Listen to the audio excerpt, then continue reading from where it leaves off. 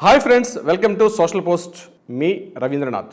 ఇటీవల కాలంలో పెళ్లి చేయాలంటేనే అబ్బాయికి అనేక విధాలుగా ఒకటికి రెండు సార్లు ఆలోచించుకోవాల్సిన పరిస్థితి వస్తుంది.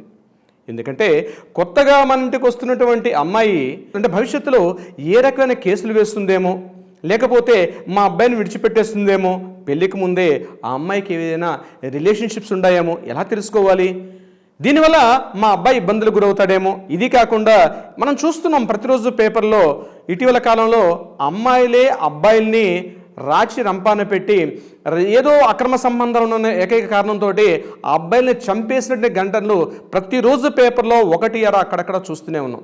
ఈ సందర్భాల్లో సగటు మధ్యతరగతి వ్యక్తి యొక్క బాధితుడు ఏం ఆలోచిస్తున్నాడంటే, నేను బాధితుడనే పదప్రయోగం ఎందుకు వాడుతున్నానో ఈ వీడియో మొత్తం చూస్తే మీకు అర్థమవుతుంది. నేను ఈ పదప్రయోగం చేసే ముందు ఎందుకు ఇలా ఆలోచిస్తున్నారంటే, ఎందుకు పెళ్ళిళ్ళు చేయాలి, అసలు పెళ్ళిళ్ళు చేసే అవసరం ఏముంది, ఇలా ఆలోచించుకుంటే సమాజంలో కొన్ని రకాల ఇబ్బందులు కూడా గురే అవకాశం వస్తుంది. అందుకని నేను ఒకటే చెప్తున్నాను, చట్ట ప్రకారంగా మీ అబ్బాయిని పెళ్లి చేయాలనుకునేటప్పుడు చట్టం అంటే ఏంటి, అసలు చట్టాలు ఏం చెప్తున్నాయి, లేదా పెళ్లికి ముందు ఏదైనా కౌన్సిలింగ్ అవసరమా, ఇలాంటి విషయాల మీద ఇటీవల కొంతవరకు కొంత చర్చాగోష్ఠులు బాగానే జరుగుతున్నాయి.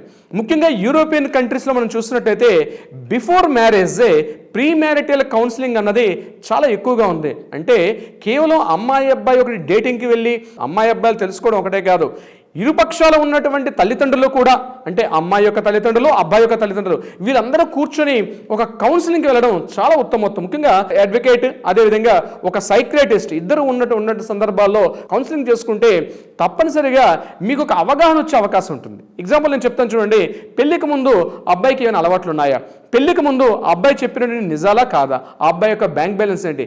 నేను మీకు ఒక విషయం చెప్తాను, మీకు ఆశ్చర్యపోవచ్చు. పెళ్లికి ముందే ఆ అబ్బాయికి సిబిల్ స్కోర్ కూడా చెక్ చేస్తున్నారు. అంటే ఆ అబ్బాయికి ఏమైనా అలవాట్లు ఉన్నాయా, ఫేస్బుక్, ఇన్స్టా అకౌంట్స్లో అతనికి ఉన్నటువంటి సర్కిల్స్ ఎవరు ఉన్నారు, అతను ఏ ఫ్రెండ్స్తో మాట్లాడుతున్నాడు, అతని యొక్క దాన్ని బట్టి ఒక సైక్రియాటిస్ట్ ఒక లీగల్ సైకో ఎనాలిసిస్ చేస్తున్నాడు ఈరోజు. అంటే ఆ అబ్బాయి యొక్క క్యారెక్టర్ ఎలా ఉంటుంది, బయటకు కనిపించే వ్యక్తిత్వం, లోపల ఉన్నటువంటి వ్యక్తిత్వాన్ని కూడా తెలుసుకునే ప్రయత్నం చేస్తున్నారు. అదేవిధంగా ఇది కేవలం అబ్బాయికే కాదు, అమ్మాయికి కూడా వర్తిస్తుంది.